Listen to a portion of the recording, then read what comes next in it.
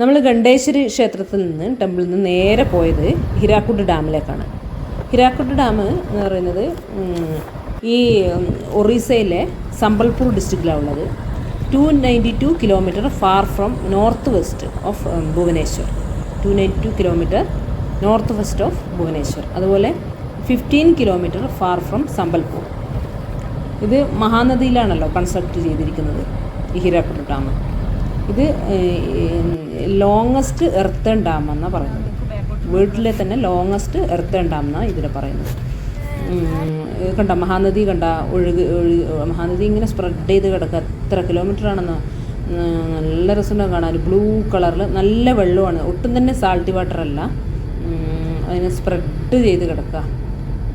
അത് നമുക്ക് അതിശയം തോന്നും. നമ്മൾ ട്രിച്ചിയിലെ കാവേരി റിവറിലെല്ലാം അങ്ങനെ വെള്ളം ഉണ്ടാവില്ല, പലപ്പോഴും ഇങ്ങനെ വറ്റിയിട്ടുണ്ടാവും. പക്ഷേ ഇത് ഫുൾ ഓഫ് വെള്ളമാണ്. ഈ സമ്മറിൽ തന്നെ ഇത്രയധികം വെള്ളമാണ്. അപ്പോൾ അങ്ങനെ ഇതൊരു ഹിസ്റ്റോറിക് ഡാമാണെന്നാണ് പറയുന്നത്. അങ്ങനെ നമ്മൾ പോയി ഒരു ജംഗ്ഷനിലെത്തി. അവിടുന്ന് നമ്മൾ ഈ ഹിരാക്കുഡ് ഡാമിൻ്റെ എൻട്രൻസിൽ, അതായത് ഇതിൻ്റെ ഒരു ഗാർഡൻ കഴിഞ്ഞിട്ടാണ് നമ്മൾ അങ്ങോട്ട് കടക്കേണ്ടത്. ഈ ഗാർഡൻ്റെ പേര് നല്ലൊരു ബ്യൂട്ടിഫുൾ ഗാർഡനാണ് കേട്ടോ. ഇഷ്ടം പോലെ ഫ്ലവേഴ്സും എല്ലാം നല്ലോണം വെൽ മെയിൻറ്റൈൻഡ്. അത് ജവഹർ ഉദ്യാൻ പാർക്ക് എന്നാണ് അതിൻ്റെ പേര്, ജവഹർ ഉദ്യാൻ പാർക്ക്. അത് കഴിഞ്ഞിട്ട് നമ്മളിങ്ങനെ നടന്ന് പോയിക്കൊണ്ട് ഒരു സ്ഥലത്തെത്തും. ആ സ്ഥലത്തെത്തിയിട്ട് നമ്മൾ ടിക്കറ്റ് എടുക്കണം. ടിക്കറ്റ് ഈ 2 വഴി നമുക്ക് ഹിരാക്കുഡ് ഡാം കാണാൻ പറ്റും. സാധാരണ റോഡ് വഴി കാണാം, പക്ഷേ അതിനേക്കാളും ക്ലിയർ ആയിട്ട് നമുക്ക് കാണാൻ പറ്റുന്നത് ഈ റോപ്പ് വേ 2 വേ ജേണിയാണ്. അതുവഴി പോകുമ്പോഴാണ് എയറിലിങ്ങനെ പോകല്. അപ്പോഴാണ് നമുക്ക് ശരിക്കും നല്ല ക്ലിയർ ആയിട്ട് എല്ലാ വ്യൂവും കിട്ടും. അതുകൊണ്ട് ആ റോപ്പ് വേൻ്റെ ടിക്കറ്റ് എടുക്കണം. ടിക്കറ്റ് എടുത്തിട്ടാണ് നമ്മൾ പോകുന്നത് കാണാൻ. അതുപോലെ 2 ഒബ്സർവേഷൻ പോയിൻ്റ് ഉണ്ട്. ഒന്ന് Gandhi Minar point, and Jawahar Minar point. Dam കാണാൻ പറ്റിയ 2 ഒബ്സർവേഷൻ പോയിൻ്റ്.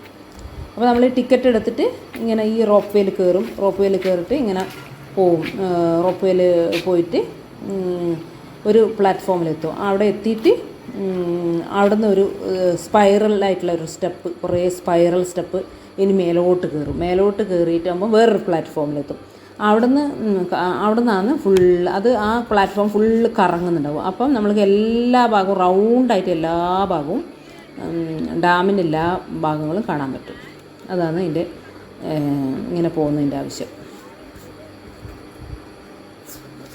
ആക്ച്വലി ഈ മഴക്കാലത്ത് ഈ റിവറിലെ വെള്ളം കൺട്രോൾ ചെയ്യുക എന്ന് പറയുന്നത് വളരെ വലിയ ടാസ്ക് എന്നാണ് പറയുന്നത്. ഫ്ലഡ് വരുമ്പം ഫുള്ള് വെള്ളം ഇങ്ങനെ നിറഞ്ഞ് കവിഞ്ഞ് ഒഴുകുന്നു. അപ്പം ഡാം ഉണ്ടാക്കിയാൽ ഈ വെള്ളത്തിന് റെസ്ട്രിക്റ്റ് ചെയ്യാൻ പറ്റും. അപ്പോൾ ഈ ഒഴുകി വരുന്ന വെള്ളം കൊണ്ട് പല മൾട്ടിപ്പർപ്പസും യൂസും ഉണ്ടാക്കാൻ പറ്റുമല്ലോ. പല യൂസിന് ഈ വെള്ളം കറക്റ്റായിട്ട് യൂസ് ചെയ്യാൻ പറ്റും. അതിന് വേണ്ടിയിട്ടാണല്ലോ ഡാം ഉണ്ടാക്കുന്നത്. അപ്പം നമ്മളെ ഈ independence of India, after the independence of India, first river valley പ്രൊജക്റ്റാണ് ഈ ഡാം.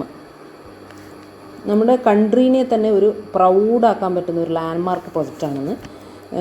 ഡാമിൻ്റെ ടോട്ടൽ ലെങ്ത്ത് 26 കിലോമീറ്ററാണ്. ഇതാ കാണുന്നില്ല, അതായത് ഇതിൻ്റെ റോപ്പ് വേയിൽ ഇങ്ങനെ പോയിക്കൊണ്ടിരിക്കുക. അപ്പം നമ്മൾക്ക് ഫുള്ള് എല്ലാ ഭാഗവും അവിടെ ഗാർഡനെല്ലാം നല്ലതായിട്ട് കാണും. എത്ര നല്ല ഗാർഡനാന്ന് നോക്കാം. ഫുള്ള് നമുക്ക് ഫുൾ വ്യൂ കിട്ടും. ഫുൾ ഓഫ് വളരെ പ്രകൃതിരമണീയമായൊരു കാഴ്ചയാണ്. നല്ല രസമാണ് കാണാൻ. നമ്മൾ നോക്കിന്ന് പോയി ഇങ്ങനത്തെ എത്ര നല്ല ഒരു പ്ലേസ് എന്നിട്ട് നമ്മൾ ഇങ്ങനെ കാണും. നമുക്ക് റോപ്പ് ആകുമ്പോൾ ഫുൾ വ്യൂ കിട്ടും നമുക്ക്. ഡാമിൻ്റെ ടോട്ടൽ ലെങ്ത്ത് 26 കിലോമീറ്ററാണ്. Width 4.8 kilometre. അതുപോലെ റിസർവർ കപ്പാസിറ്റി 743 സ്ക്വയർ കിലോമീറ്ററാണ്. അതുകൊണ്ടാണ് വേൾഡിലെ തന്നെ ലാർജസ്റ്റ് ഡാം എന്ന് ഇത് പറയുന്നത്. അപ്പോൾ നമ്മളിങ്ങനെ പോകുമ്പം പിന്നെ അതിൻ്റെ റോപ്പ് വേ പോകുമ്പോൾ ശരിക്കും പിന്നെ ഇത് എങ്ങനെ എന്നാന്ന്, പക്ഷെ നല്ല സേഫാണ്. നല്ല കണ്ട റോപ്പ് വേ പോകുന്നതാണല്ലേ, നല്ല സേഫാണ്. ഒരു പ്രശ്നമില്ല.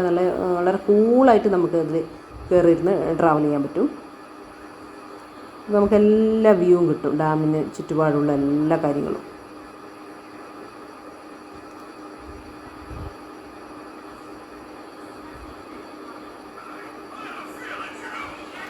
അപ്പോൾ എന്തെന്ന് വെച്ചാൽ ഈ ഡാമിൻ്റെ പർപ്പസ് എന്ന് പറഞ്ഞാൽ പവർ ജനറേഷന്, ഇറിഗേഷൻ, അതുപോലെ വാട്ടർ കൺസർവേഷൻ. കണ്ടാ ഡാം കാണുന്നത്. ഈ ഡാമിൻ്റെ കൺസ്ട്രക്ഷൻ ആരംഭിച്ചത് 1947 ഡാമിൻ ഓപ്പൺ ചെയ്തത് 1957 സർ ഹൗത്രിൻ ലിവിസാണ് ഫൗണ്ടേഷൻ സ്റ്റോൺ ഇട്ടത് ആദ്യം. പിന്നെ ഇനാഗുറേഷൻ ചെയ്തത് നമ്മുടെ first prime minister Shri Pandit Jawaharlal Nehru സാറാണ്. ഈ ഡാമിൽ ഒരു ലോങ് വാട്ടർ ഡ്രൈവ് ചെയ്യാനുള്ള എല്ലാ സ്കോപ്പും ഉണ്ട്. ഇത് actually hydro electricity also generated with this project.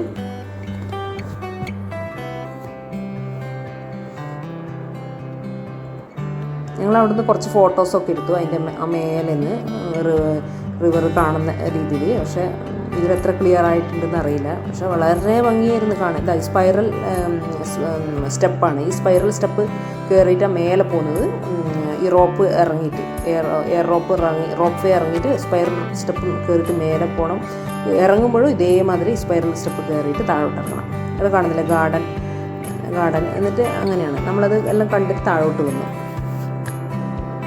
ഈ മഴക്കാലത്ത് ഈ ഗേറ്റിലെ വെള്ളം എന്ന് പറയുന്നത്, ഈ ഡാമിൻ്റെ ഗേറ്റിലെ വെള്ളം എന്ന് പറയുന്നത് വളരെ ശക്തമായ പവർഫുൾ ആൻഡ് ഇലക്ട്രിഫൈങ് ആണെന്ന് പറയുന്നത്. വളരെ ശക്തമായ ഒഴുക്ക്, വളരെ വെള്ളം ഇങ്ങനെ ഗേറ്റിലുണ്ടാവുന്നതാണ്.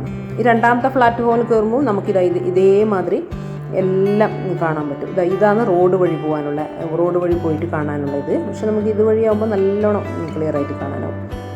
അവിടെ നിന്നും നമുക്ക് എല്ലാ വ്യൂവും കിട്ടും. ഫുൾ ഓഫ് ബേഡ്സാണ്. നല്ല ബേഡ്സിൻ്റെ സൗണ്ട്, ചിർപ്പിങ് സൗണ്ട്, വെള്ളത്തിൻ്റെ ഒഴുക്ക്, ഇതെല്ലാം നമുക്ക് ഇങ്ങനെ കേട്ടുകൊടുക്കാം. ഇതിൻ്റെ കൺസ്ട്രക്ഷൻ കോസ്റ്റ് പറയുന്നത് $1.01 ബില്യൺ നോക്കാം. ആ സമയത്ത് തന്നെ അത്ര വലിയ ഡാം ഇത്ര സ്പെൻഡ് ചെയ്തിട്ട് ഉണ്ടാക്കണമെങ്കിൽ എന്തായിരിക്കും അത്. വളരെ അത്ഭുതം തോന്നും കണ്ടപ്പോൾ. നമ്മൾ ഈ മൈസൂർ ഡാമെല്ലാം, നമുക്ക് മൈസൂരിലുള്ള ഡാമെല്ലാം കണ്ടാലും നമുക്കത് കുറച്ച് ചെറിയൊരു സ്പേസിലുള്ളൂ. ഇതങ്ങനെയല്ല, ഇതിങ്ങനെ കിടക്കുക, പിന്നെ അങ്ങനെ സ്പ്രെഡ് ചെയ്ത് കിടക്കുക. അതാ പറയുന്നത്, ഭയങ്കര ഒരു അത്ഭുതം തോന്നും ശരിക്കും അത് നമ്മൾ കാണുമ്പം. അതുപോലെ ഇത് ഫേമസ് ആയിട്ടുള്ളൊരു ടൂറിസ്റ്റ് സ്പോട്ട് കൂടിയാണ്. പല സ്ഥലത്തുനിന്നും ആളുകൾ ഇവിടെ കാണാൻ വരാറുണ്ട്. അതായത് ഏറ്റവും നല്ല അനുയോജ്യമായ ടൈം എന്ന് പറയുന്നത് സെപ്റ്റംബറിനും മാർച്ചിനും ഇടയിലുള്ള സമയത്ത്. നല്ല വെതറാണ് ആ സമയത്ത്, സെപ്റ്റംബർ മാർച്ചിൻ്റെ ഇടയിൽ വരുമ്പോൾ എല്ലാവരും ബൈനോക്കുലേഴ്സ് എല്ലാം എടുത്തിട്ട് വരുന്നതാണ് നല്ലത്. നല്ല ക്ലിയർ ആയിട്ട് നമ്മൾ ബൈനോക്കുലേഴ്സ് ഒന്നും കൊണ്ടായിട്ടില്ല. ബൈനോക്കുലേഴ്സ് എടുത്തു പോയാൽ നമുക്ക് നല്ല ക്ലോസ് ആയിട്ട് വാച്ച് ചെയ്യാൻ പറ്റും. ഇവിടുത്തെ റിസർവോയർ എന്ന് പറയുന്നത് ലാർജസ്റ്റ് ആർട്ടിഫിഷ്യൽ ലേക്ക് ഇൻ ഏഷ്യയിലെ തന്നെ ലാർജസ്റ്റ് ആർട്ടിഫിഷ്യൽ ലേക്കാണ്. ഇത് വളരെ പണ്ട് ഈ പ്ലേസ് അറിയപ്പെട്ടിരുന്നത് ഡയമണ്ടിൻ്റെയും ജെം സ്റ്റോണിൻ്റെയും ഡെപ്പോസിറ്റ് ഉണ്ടെന്നാണ് പറയുന്നത്. നമ്മൾ ഈ പോകുമ്പോൾ തന്നെ, ഈ ഹിരാക്കുഡ് ഡാമിലേക്ക് വരുമ്പോൾ തന്നെ ഒരു സ്ഥലത്തിനെ പറയുന്നത് ഹിരാക്കുഡ് എന്നാണ്. അപ്പോൾ എന്തുകൊണ്ടെന്ന് വെച്ചാൽ ആ സ്ഥലത്തിനെ പറയുന്നത് ഹീര എന്ന് പറഞ്ഞാൽ ഡയമണ്ട്, കുഡ് എന്ന് പറഞ്ഞാൽ അയലൻഡ്, അതായത് ഡയമണ്ട് ഐലൻഡ് എന്നാണ് അറിയപ്പെടുന്നത്. അപ്പോൾ ഈ സ്ഥലത്ത് ആളുകൾ ഡയമണ്ട് തേടി വരുമായിരുന്നു എന്നാണ് പറയുന്നത്. Deposits of diamonds and gold also ഇവിടെ ഉണ്ടായിട്ടുണ്ട് പണ്ട്.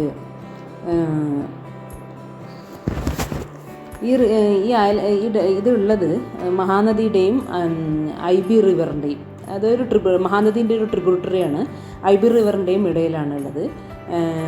ഇതൊരു ജാര കമ്മ്യൂണിറ്റി ഉള്ള ആളുകളാണ് ഇതിന് ചുറ്റും താമസിക്കുന്നത്. ഡയമണ്ട് സ്റ്റോൺ ഒരുപാട് അവർക്ക് കിട്ടിയിട്ടുണ്ട്. Water of the IB river, ഈ ഐബി റിവറിൽ നിന്നും ഉള്ള ഒരുപാട് ഡയമണ്ട്, ഐബി റിവറിൽ നിന്ന് ഡയമണ്ടെല്ലാം ഡെപ്പോസിറ്റ് ഇവിടെ ഈ പ്ലേസിൽ ഇങ്ങനെ വരുമായിരുന്നു ഇഷ്ടംപോലെ പണ്ട്. ഗോൾഡ് ഡസ്റ്റും ഡയമണ്ടെല്ലാം ഈ ഭാഗത്തേക്ക് ഇങ്ങനെ വരുമായിരുന്നു. അപ്പോൾ അന്ന് ഭരിച്ചിരുന്ന രാജാക്കന്മാർക്കും പിന്നീട് ഇംഗ്ലീഷുകാർക്കും ഒക്കെ ഒരുപാട് ഡയമണ്ട് കിട്ടിയിരുന്നു എന്ന് പറയപ്പെടുന്നു. പിന്നീട് മഹാനദിയിലെയും ഐബി റിവറിലെയും വെള്ളം സബ്മർജ് ദ ഹിരാക്കുഡ് റിസർവോയർ, അത് ഹിരാക്കുഡ് റിവറിൻ്റെ മേലെ ഇങ്ങനെ സബ്മർജ് ആയപ്പം പിന്നെ അതിനുശേഷം അത് സബ്മർജ് ആയപ്പോൾ പിന്നെ ഈ history of diamond collection is also ended, അവസാനിച്ചു. പിന്നീട് 1858 ൻ്റെയും 1945 ഇടയിൽ ഹിരാക്കുഡ് ഡാം കൺസ്ട്രക്ട് ചെയ്യാൻ ഒരുപാട് ചർച്ചകളും മീറ്റിങ്ങുകളും ഉണ്ടായി. March 15, 1946 governor of Odisha William Hawthorne Lewis ഒരു ഫസ്റ്റ് ഫൗണ്ടേഷൻ സ്റ്റോൺ ഇടുന്നത് ഹിരാക്കുഡ് ഡാം കൺസ്ട്രക്ട് ചെയ്യാൻ വേണ്ടിയിട്ട്. ഇത് കൺസ്ട്രക്ട് ചെയ്തതിന് ശേഷം ഒരുപാട് ടെമ്പിൾസ്, 200-ലധികം ടെമ്പിൾസും വില്ലേജസും വേറെ സബ്മർജ്ഡ് ഇൻ ദ റിസർവോയർ എന്നാണ് പറയുന്നത്. അതിൻ്റെ അടിയിലായി ആകപ്പെട്ടു എന്നാണ് പറയുന്നത്. ഇത് പോകുമ്പോൾ നമുക്ക് ഇഷ്ടം പോലെ ബേഡ്സിൻ്റെ ചിർപ്പിംഗ് സൗണ്ടും വാട്ടറിൻ്റെ ഒഴുക്ക് സൗണ്ടും ഇങ്ങനെ നമുക്ക് കേട്ടുകൊണ്ടിരിക്കാൻ പറ്റും. ഒരുപാട് മൈഗ്രേറ്ററി ബേഡ്സിൻ്റെ ഒരു സ്പോട്ട് കൂടിയാണിത്. സീസണലായിട്ട് ഒരുപാട് മൈഗ്രേറ്ററി ബേഡ്സ് ഇങ്ങനെ വരും ഇവിടെ എന്നാണ് പറയുന്നത്. അതായത് ഈ സൗത്ത് ആഫ്രിക്കൻ ഡയമണ്ടാണ് പണ്ട് ഇവിടെ world famous. South African diamond mines 1860s അത് കണ്ടെത്തിയത്. Before the discovery of South African diamonds mines in 1860s ഇന്ത്യയാണ് single most important source of diamond എന്നാണ് പറയുന്നത് ഫോർ സെഞ്ച്വറീസ്. അതായത് സൗത്ത് ആഫ്രിക്കൻ ഡയമണ്ട് മൈൻസ് കണ്ടെത്തുന്നവരെ ഇന്ത്യയായിരുന്നു ഒരു ഡയമണ്ടിൻ്റെ ഇമ്പോർട്ടൻ്റ് ആയിട്ടുള്ള ഒരു സോഴ്സ് സെഞ്ച്വറീസ്. ഇതിൽ ഈ ഹിരാക്കുഡ് എന്നാണ് ഇഷ്ടംപോലെ ഡയമണ്ട് കിട്ടിയെന്നാണ് പറയുന്നത്. അപ്പോൾ എന്തായിരിക്കും ആ സമയത്ത്, അതായത് വളരെ മുമ്പുള്ള കാലഘട്ടത്തിൽ. അപ്പോൾ ശരിക്കൊരു ഭയങ്കര ഒരു അത്ഭുതം തന്നെയായിരുന്നു. പോയി കണ്ട് വരുമ്പോൾ ഒരു അത്ഭുതം തന്നെ തോന്നി.